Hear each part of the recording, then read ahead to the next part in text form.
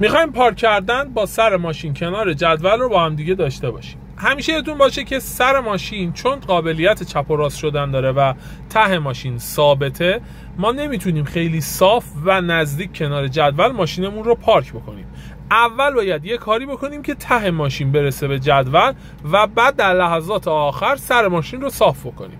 برای انجام این کار با سر ماشین اول فرمون رو اندازه 5 دقیقه ساعت کرد به سمت راست یا به سمت جدول فرمون رو هدایت میکنیم و تا جایی میریم جلو که فاصله سر ماشین با جدول کم بشه.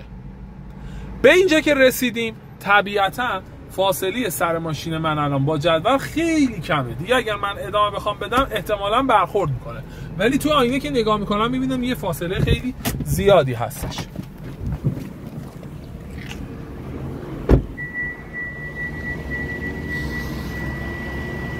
خب حالا ما چیکار کنیم که ته ماشینمون هم اینجوری صاف بشه؟ توی فرمون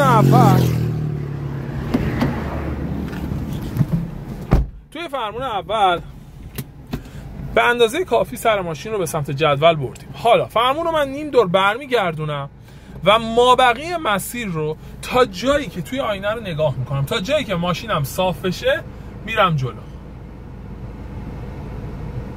اینجا دقیقاً جاییه که ماشین من تو یک راستا با جدول قرار گرفته، ولی فاصله سر ماشین من خیلی نزدیک جدول نیست. برای اینکه بخوام فاصلم رو خیلی نزدیکتر بکنم و با سر ماشینم رو صاف کنم کنار جدول، به یک مسافت خیلی طولانی تری احتیاج دارم. ولی توی این فاصله 7-10 متر 15 متری که من داشتم تونستم مثلا با این مقدار فاصله رو کم کنم.